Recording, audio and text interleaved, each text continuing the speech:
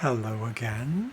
So, in today's video, I wanted to talk about how we forget, particularly vocabulary.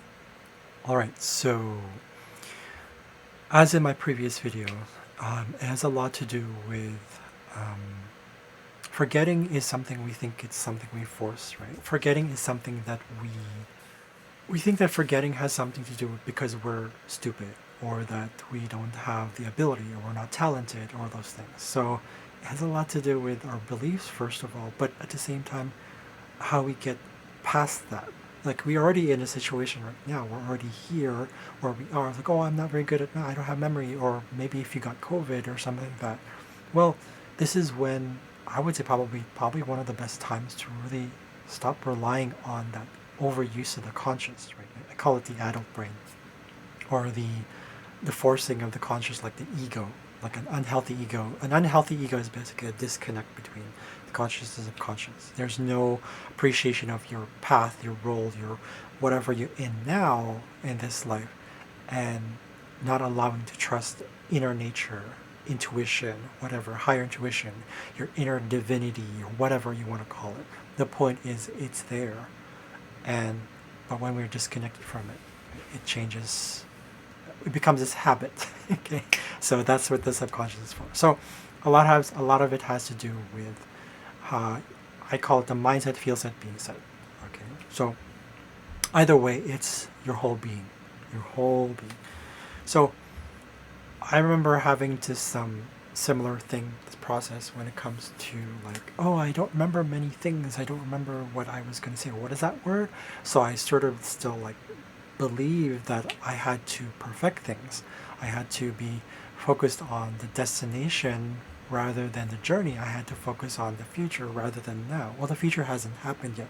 So I started realizing it over time, but I didn't just know it. I started realizing, oh, I had to put practice into it. So we'll come into that later. So I had to get over this perfectionist sort of thing. I still have it.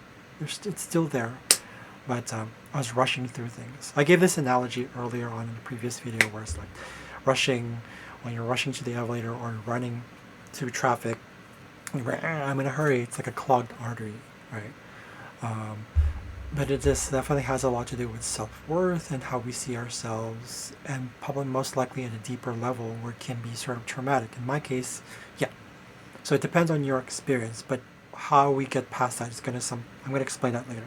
But just really being aware at least of the fact that, or at least having this sort of pre-knowledge that you have this. The other belief with this is like when we forget something is that language, or rather information, is just information, it's facts.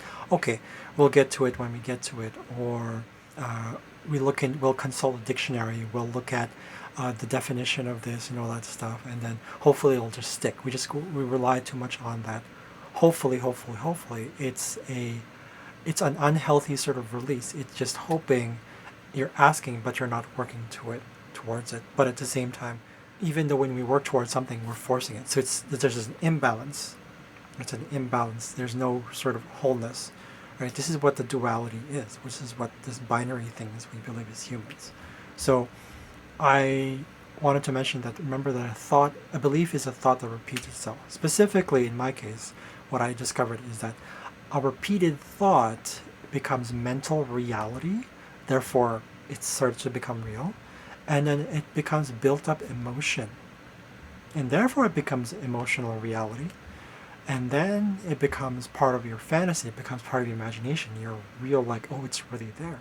But it can also be more than that. It can be inspirational reality. It can be sort of more like, oh, it's actually like, maybe you're dreaming about it, and then it becomes manifested reality.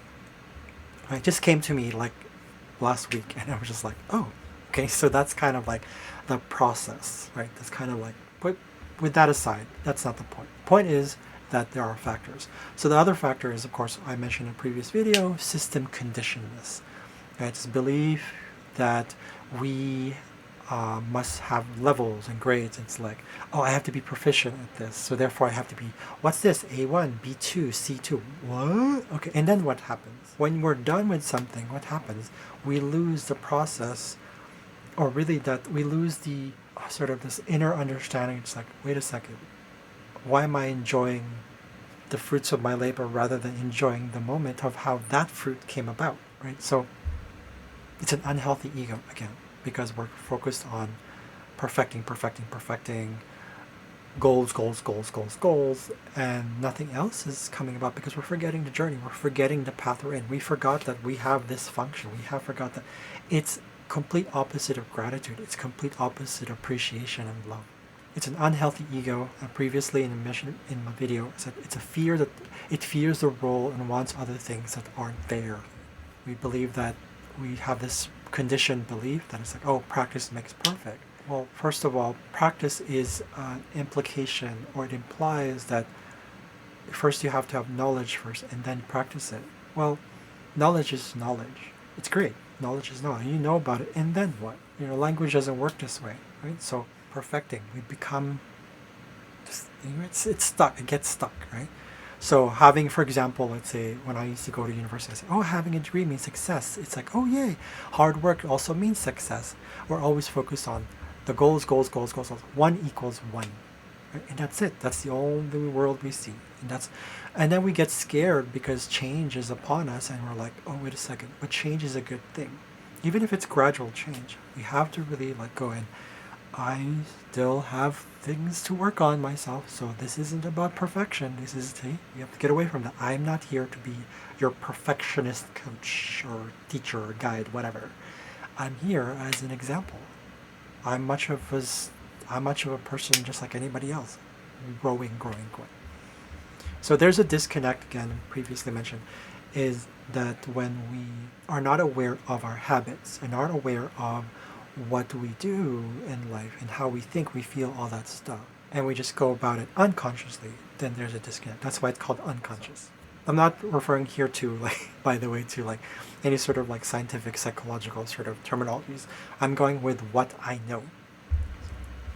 So the process is, for me at least, is that I had to change my belief. I had to slow down. I had to go into different practices. I started actually doing like astrology first, but it was more knowledge based. Then I got into law of attraction. There was this movie called The Secret. And then I got into yoga, qigong. Then I got into Wim Hof method. It all kind of just like came together, One of the things I like to tell people sometimes is that you are where you are meant to be right now. So it's being present in the moment. That's what part of what being present is. It's like you are where you need to be.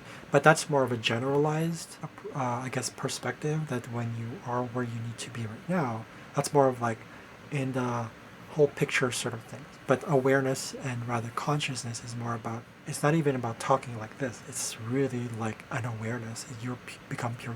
It takes time. The process, the point in making is that we allow ourselves, we start now by making habits, changing habits now, changing the ways we do, because we know that the previous stuff didn't work. Right? That's what change is. Right? When something stops working, we're stuck, it's time for a change. So getting back into the body, all that kind of stuff. Right? Not allowing, so the body starts to, you won't really see it in text here, but the body manifests emotions, feelings, and beliefs because it's subtle. It starts with the body. If you look at language itself, right? Language comes from culture, but what is culture? It's collective behavior. There's individual behavior, which is personality, but where does that come from? It's how we express ourselves. It's communication. So it comes from intention. But intention doesn't happen without knowing and awareness that it's like, this is what I want to say. This is what I want to do. This is how I want to feel. This is what I want to be inspired by. This is all that stuff. It comes from desire. It comes from emotions. So again, body. Right? So I let it go bit by bit. And it takes practice. This is what practice is. Practice makes practice.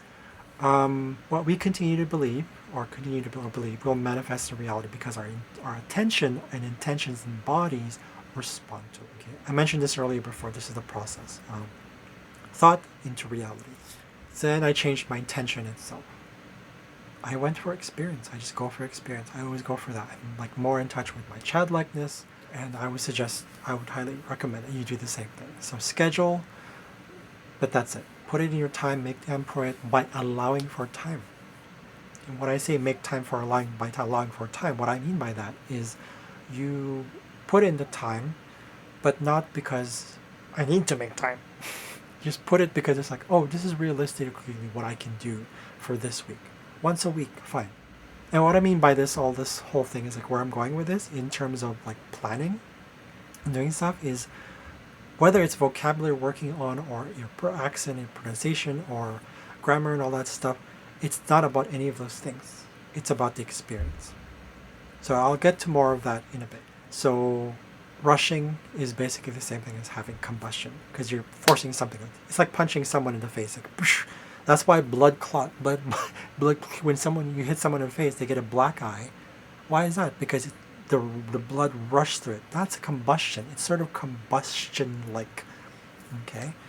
But if you're allowing for it, it's not aggressive. It's not angry. It's not a negative downward emotion. It's not locking you in. It's free. It's open. Right? I gave the example in the previous video about the winds of Neptune. It didn't happen just like that. It didn't go like... Changing the habit, of course, is the biggest thing, is by going for stories. Just go for stories. Practice, listen. In other words, become like, go for what I summed it up as pleasy, meaning through pleasurable stories. Fun, easy, compelling, as Stephen Krashen says it is. The key is there being childlike. So if you miss something, let's say, I don't know this word, I don't know that, what does that mean? Forget about it. Forget about it, right?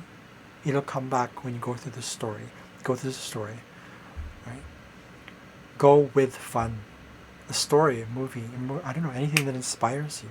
I want to show you an example of movies and, how, what I went for, what I got, what keeps me, I guess what helped me motivate myself to enjoying Italian, for example. So Luca, great story. Right? Disney movies usually are great, right? Many of the Disney movies, because they're inspiring.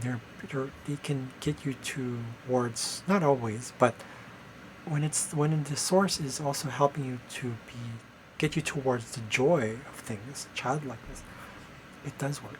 Right? So another one is Under the Tuscan Sun. This one helped me a lot, really, and really enjoy. Like, oh wow, it's Italian, probably even Polish, because there's some Polish in there. But the point is, story. Another one is La Vita è Bella. Awesome movie about unconditional love, childlikeness, and just use your creativity, your imagination. So this one was more Greek though. Similar feeling. It's motivational because it's not positivity, it is childlikeness. There's a big difference.